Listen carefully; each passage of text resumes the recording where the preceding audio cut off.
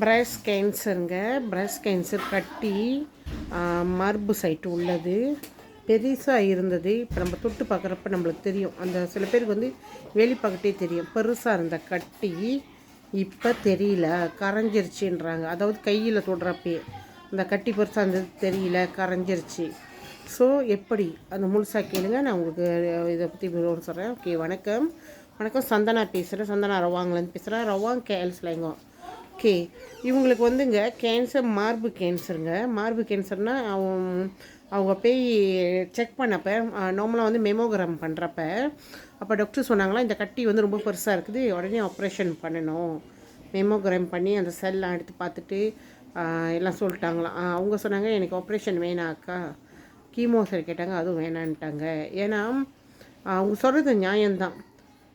Chemo வேணான்ட்டாங்க. ஏன்னு கேட்டேன், ஏன் கீமோ வேணானுங்க. So same things. அதாவது இப்போ நான் என்ன சொல்கிறேனோ, இப்போ நான் என்ன சொன்னோ அதே தான் அவங்களும் சொன்னாங்க. அப்போ அதோட அந்த ஆபத்துங்கள் அவங்களுக்கு தெரிஞ்சிச்சு.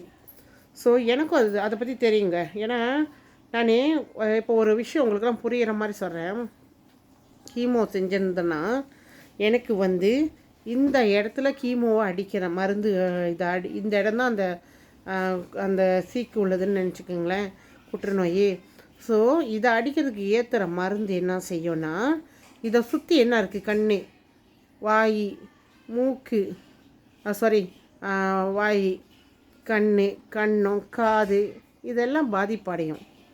ஒரு காடி பேய் ஒரு தியானில் அடிச்சிச்சுன்னா டோட்டலஸாக அந்த மாதிரி தான் நம்ம டோட்டலஸ் ஆகும். ஸோ அந்த மாதிரி ஆகிறப்ப என்ன செய்யும், திருப்பி நீங்கள் ஏற்றுவீங்களா? நீங்கள் ஒரு சைக்கிளோடு நிப்பாட்ட மாட்டீங்க, அடுத்தடுத்து ஏற்றிக்கிட்டு தான் இருப்பீங்க. புரியுதா? அப்போ இது நீங்கள் உங்களுக்கு உதவி செய்யணும் பார்க்குறது. இது பாதிப்பு அடைஞ்சிருச்சு, இது பாதிப்பு அடைஞ்சிருச்சு, காது பாதிப்பு அடைஞ்சிருச்சு. இது வந்து ஒரு சாம்பிள் உங்களுக்கு புரியுது சொல்கிறேன். இதே மாதிரி நம்மளுக்கு பிரஸ்ஸில் வரப்போ நம்ம ஒரு வீட்டில் தான் நம்மளோட லிவர், ஹார்ட்டு எல்லாமே ஒரே இடத்துல இருக்குது. உங்களுக்கு புரியுதா? அதை பாதிப்பு எப்படி போகுது, எதனால் இறக்குறாங்க, எதனால் அவங்களால இது திரும்பி மீண்டு வர முடியல. ஒரு வாட்டி செய்கிறப்போ ஆல்ரெடி அது பாதிப்பாகிடுது. இத்தனை இது தான் உங்களுக்கு உதவி செய்கிறதும். அதாவது லிவர் தான் உங்களோட தொக்சினை எடுக்கிறது, சுத்தப்படுத்தி அனுப்புறது.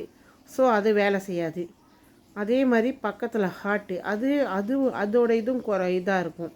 இந்த மாதிரி நம்ம உடம்புல அந்த இடத்த சுற்றி உள்ளதெல்லாம் வீணாக இருந்துச்சுன்னா அடுத்தடுத்து நீங்கள் அடிக்கிறப்ப என்ன ஆகும், உங்களால் தாங்க முடியுமா? இது தான் நான் டாக்டர்கிட்ட வேணான்னு சொன்னேன்.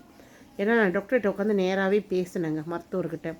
இது வந்து இதுக்கு மட்டும் கிடையாதுங்க, கீமோவுக்கு மட்டும் கிடையாது, ரேடியோதெரப்பிக்கு இதே இது தான் என்கிட்ட சொன்னாங்க, மெத்தட்டை. ஸோ நான் இதெல்லாம் பாதிப்பு அடைஞ்சு காப்பாற்றி வரணுன்னா ரொம்ப கஷ்டம், வர முடியாது, எனக்கு அந்த நம்பிக்கையில் வருவேன்னு. அப்போ நான் இதெல்லாம் தவிர்த்தேன். இப்போ இவங்களும் அதை தான் சொன்னாங்க. அப்போ அதுக்கு என்ன சொல்யூஷன்றப்ப நம்மளோட ஷிரோத்தோ, அவங்க நான் சொன்ன மாதிரி முறைப்படி ஷிரோத்தோ எடுத்தாங்கங்க. இத்தனை ஷிரோத்தோ சாப்பிடணும். நான் கேட்பேன், சில விஷயங்கள் கேள்வி கேட்பேன், அவங்கள சொல்லி கொடுப்பேன். ஏன்னா அவங்களுக்கு இனிப்பு நீர் இருக்கான்னு பார்க்கணும், வேறு என்ன இருக்குது இதெல்லாம் பார்த்துட்டு அதுக்கு தகுந்த மாதிரி நம்ம சொல்லி கொடுக்கணும். சாப்பாடு வகையில் சொல்லி கொடுக்கணும்.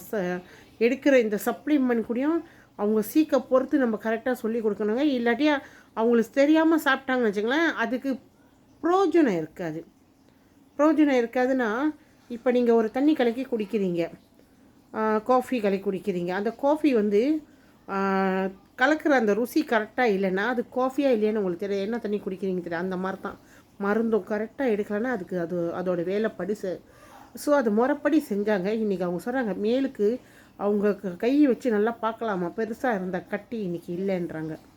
ஸோ இது எதனால நம்மளோட ஷிரோத்தோ, லிஃப்கோ, ஸ்ப்ரீலினா, சிம்லஸ் ப்ரா, அவங்க எல்லா துணியும் போட்டாங்கங்க.